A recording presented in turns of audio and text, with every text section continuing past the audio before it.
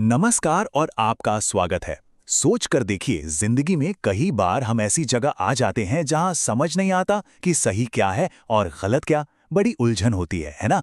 तो आज आइए इसी नैतिक दुविधा की परतों को खोलते हैं।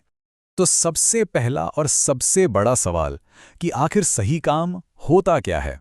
इसको समझने के लिए एक कहानी सुनते हैं।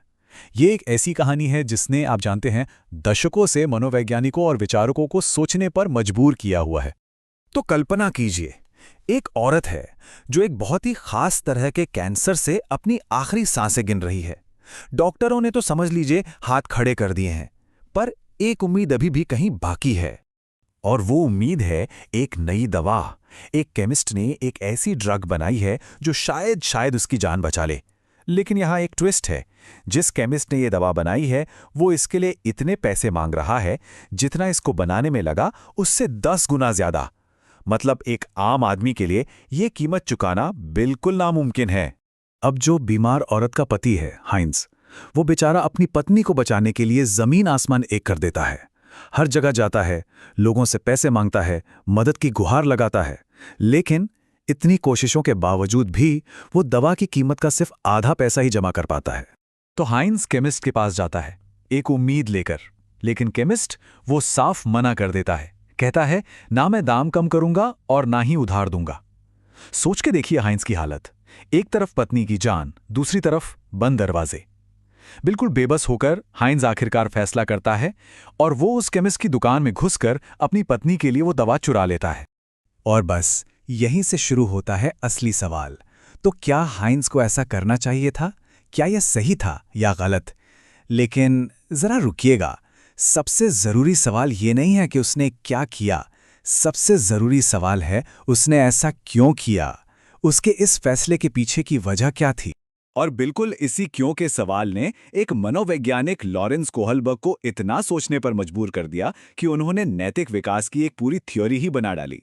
इस थ्योरी को हम एक नैतिक सीढ़ी की तरह देख सकते हैं। तो चलिए इसको थोड़ा और आसानी से समझते हैं। कोहलबर्ग का जो मुख्य विचार था ना, वो ये था कि किसी इंसान की नैतिकता इस बात से नहीं पता चलती कि उसने क्या किया। बिल्कुल नहीं, बल्कि इस बात से पता चलती है कि उस काम को करने के पीछे उसका कारण क्या था। मतलब हाइंस ने चोरी की, ये जरूरी नहीं है। उसने अपने इस काम को सही या गलत क्यों कहा, वो सबसे ज्यादा जरूरी है। ओके, तो कोहलबर्ग ने इस पूरे नैतिक विकास को 3 मुख्य स्तरों में बांटा है और हर स्तर के अंदर 2 चरण हैं। बिल्कुल एक सीढ़ी की तरह। जैसे जैसे लोगों की नैतिक सोच विकसित होती है, वो इस सीढ़ी पर ऊपर चढ़ते जाते हैं। तो चलिए एक एक करके इन स्तरों को देखते हैं। तो सीढ़ी का सबसे पहला स्तर है पूर्व पारंपरिक। इस स्तर पर नैतिकता का सीधा सा मतलब होता है सब कुछ मेरे बारे में है, यानी इसमें मेरे लिए क्या है। यहां सोच बहुत ही स्वकेंद्रित होती है। इस स्तर के पहले चरण में सोच बहुत ही सीधी होती है। अगर कोई काम करने से सजा मिलती है तो वो गलत है, बस। और अगर सजा नहीं मिलती तो ठीक है। यहां नैतिकता का मतलब है नियमों का पालन करना ताकि बस किसी मुसीबत में ना पड़ जाएं। तो इस चरण 1 की सोच के हिसाब से हाइंस ने क्या किया? बिल्कुल गलत। क्यों? इसलिए नहीं कि चोरी करना बुरी बात है या नैतिक रूप से गलत है, नहीं, बल्कि सिर्फ इसलिए क्योंकि चोरी करने पर उसे पुलिस पकड़ लेगी और जेल हो जाएगी। पूरा ध्यान बस सजा से बचने पर है। अब आते हैं दूसरे चरण पर।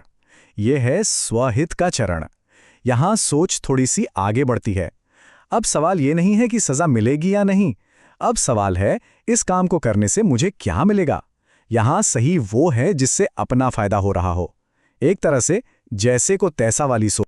तो इस चरण 2 के हिसाब से हाइंस का चोरी करना बिल्कुल ठीक था। क्यों? क्योंकि उसकी पत्नी बच जाएगी, जिससे आखिर में हाइंस को ही खुशी मिलेगी, उसकी जिंदगी बेहतर होगी। मतलब पूरा का पूरा कारण अपने निजी फायदे पर ही टिका हुआ है। चलिए अब नैतिक सीढ़ी के अगले स्तर पर चढ़ते हैं, पारंपरिक नैतिकता। यहां क्या होता है?